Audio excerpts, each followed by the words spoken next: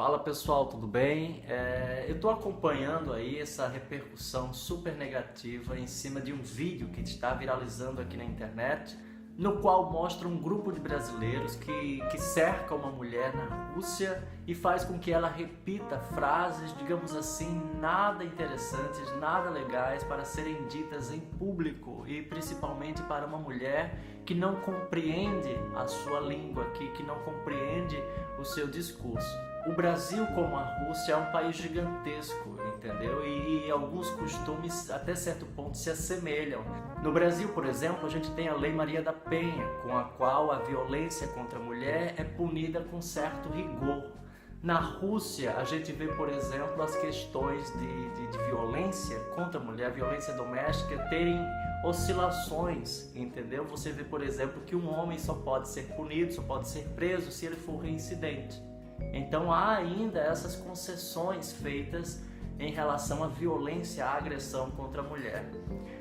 Na Rússia, por exemplo, você vê que dois homens que possivelmente estejam trocando afetos, isso é passível de punição, porque eles acreditam que isso é propaganda gay, é propaganda homossexual. No Brasil, a gente vê que as mortes de LGBTs, de gays, de lésbicas, de travestis principalmente, não é? A homofobia e a transfobia, nada disso é punido, não há nenhum rigor em relação a isso. E entra nas estatísticas de crimes comuns, crimes de homicídios comuns.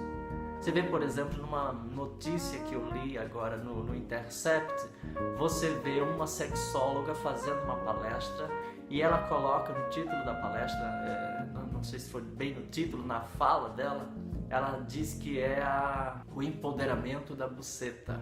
E aquilo chocou as pessoas, principalmente os homens que estavam presentes. Entendeu? Porque é como se esse termo estivesse intrinsecamente ligado ao vocabulário masculino. Então, você ouvir de uma mulher essa palavra é como se fosse uma coisa muito grave. E aí ela é taxada de depravada, de sem vergonha. Entendeu? O preconceito no Brasil, ele é cultural. O machismo no Brasil é cultural. Eu, como professor, me sinto na obrigação de falar sobre isso porque eu vejo isso diariamente na sala de aula, na escola, entendeu? Com adolescentes de 13, de 14, de 16 anos, vivenciando isso. Então, voltando às minhas lembranças dos estudos linguísticos, eu fico perguntando quem será o sujeito dessa comunicação, quem é o sujeito desse enunciado. E aí você vê, por exemplo, que é um grupo de homens, entendeu? O sujeito aí, mais uma vez, é um sujeito coletivo. É um grupo de homens, branco, heterossexual, cisgênero, pertencente a uma classe financeiramente favorecida, e uma análise desse tipo é super pertinente, é super importante para que a gente entenda, por exemplo, como é que funciona esse mecanismo. Quando a gente vê, por exemplo, a autodefesa que ele faz, ela não tive a intenção de dizer, mas disse, e a sua mensagem foi recebida de uma forma extremamente negativa. Entendeu? Porque na realidade é isso que se vivencia no dia a dia. Isso habita o seu inconsciente e você coloca isso para fora. É triste ainda ver homens que perdem a razão quando abrem mão do respeito e da cordialidade em favor da diversão.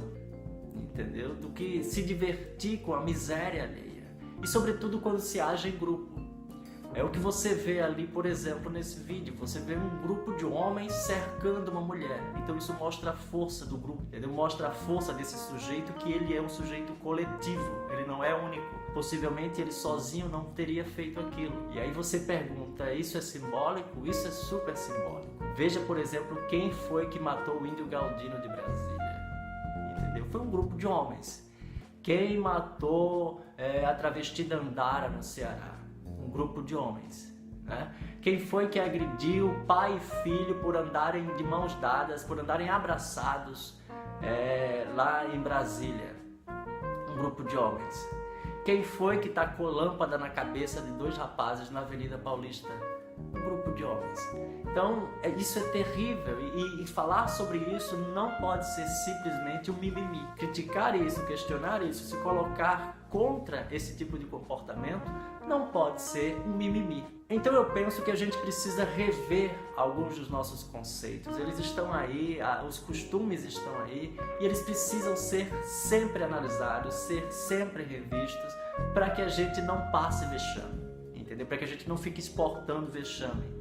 É bom lembrar sempre dos nossos avós quando nos dizem que costume de casa vai à praça. E em determinados momentos, já viu, né? Eles podem voar até a Rússia. É isso.